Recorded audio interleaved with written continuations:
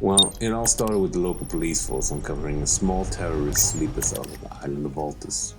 They feared that they didn't have the proper knowledge or equipment to handle the threat.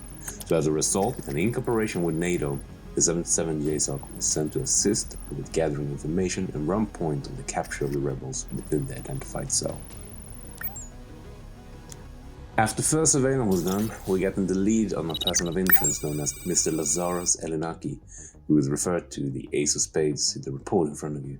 We also got into the necessary intel that we needed to fully mobilize on the island. And with the support of our own Special Weapons and Tactics Division, we set up a number of raids to be executed in precise timing with one another. This was to take the cell leadership by surprise and to keep them from sounding the alarm about what was going down. On you, let's go. First room clear. First room clear. Going in. Good takedown. Ground floor clear. Lobby stairs. We clear. Moving up.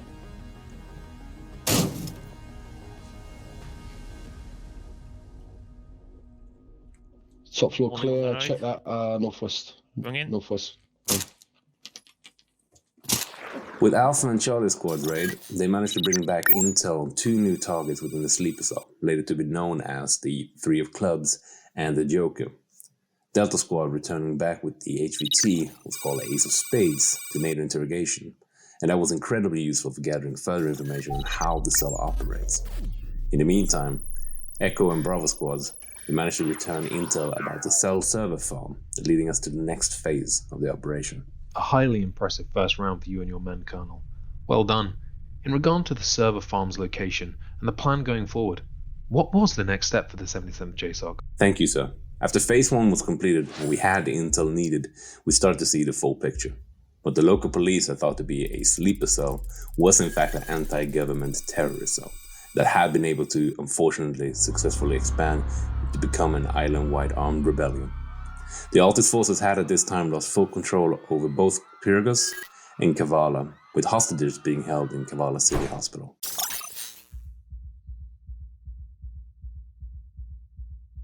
And with the intel we found, we knew that they were planning to kidnap a high-profile electoral candidate before the upcoming government election. For a very long time, and with the utmost respect for all citizens. We also understand that you've been called in to help Sir Hector Torp. As he is a long-time supporter of NATO, we thank you for meeting this request, and well done for working with the AAF's Mechanized Division and Captain Caligaros. I can also see in the report that intel was gathered at the server farms. Can you tell us what went down in the next phase and what intel was recovered? Yes, sir. We knew that going forward that we were going to need the deployment of our electronic warfare operation. Therefore, we split our squads and gave them tasking to secure all the events that were unfolding on the island. With the intel from Bravo and Echo Squad in our last raid, we knew that there were server farms, but the locations were still unknown to us. But we didn't know what the failsafe they may have in place, so our electronic warfare operators specialists were needed. So we sent Echo Squad with the EVO operators to locate and secure the servers and what intel they may have. In the meantime, Alpha Squad was sent to facilitate a handover of the 3 parliamentary candidates from the local police force, before the cells had the time to kidnap them. Next on the list was to keep Sir Trop safe, so Delta was sent to help with the AA Mechanized Division to oversee this. Our priorities were the hostage situation in Kavala City Hospital. We had set up SWAT sniper/spotter team to gather intel beforehand, and with Charlie Squad sent there. This led us with the loose ends of 2 HVTs that needed to be captured. Bravo Squad was sent there to secure the 3 of Clubs, and after further hunt for the Joker, as you can see in the report, they were both taken back alive to NATO interrogation.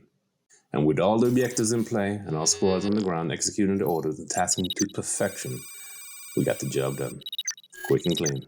With our EVO returning vital information on 2 new HVTs of the call signs, the King of Diamonds and the Jack of Hearts. Both were tracked down to shown be on the island state of Tanoa, where our last phase commenced. So, as we can see in the report, the island of Tanoa was the last known place of the cell's operations.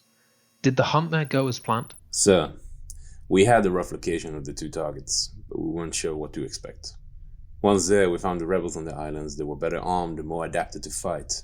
It later showed that they were connected to the paramilitary force that was trying to keep the 2 targets safe.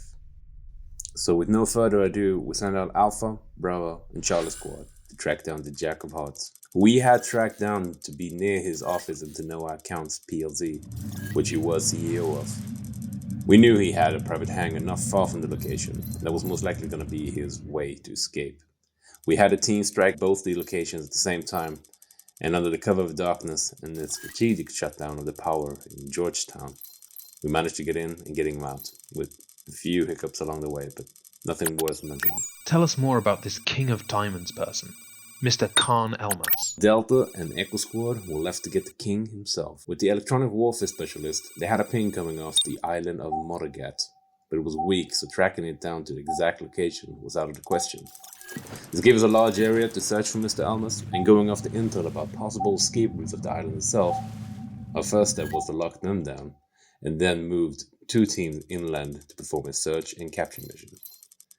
Unfortunately, this ended with a prolonged firefight, but we managed to get a target out, and hereby got confirmation that the main forces of the rebellion was dealt with. The rest was handed off to the local police force to clean up. And finally, to end this debrief, so I would like to speak freely. Unfortunately, I want to point out that there were many ways that the chain of operation had the possibility to go wrong.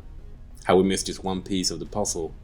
We never had gotten the right intel to track down the whole cell and end the threat before we got out of hand.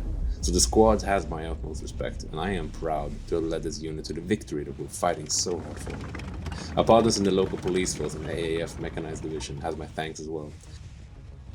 And without their own specialized division, SWAT, and electronic warfare, we wouldn't have managed to get the intel that we needed. And it was great to see that they were utilizing such a great efficiency by our squad leaders. And to round off the squad leaders themselves, kept the teams strong together and worked to meet our end's goal. Very well put, Colonel. And you have the right to be proud of your men. From what we have seen and from what you have told us, they had a hard and unfair task at hand, but they got past the obstacles and got the job done. As we knew they would. Again, you have our gratitude for dealing with this unseen threat, and I'm sure a few weeks of leave and rest is more than welcome by you and your men. Another job well done. Have your papers done by the end of day tomorrow. Thank you, sir. We all went into this operation not knowing what was going to happen, but we follow our code, adapt and overcome, and with great leadership, quick thinking, and outstanding teamwork, we managed to get to victory.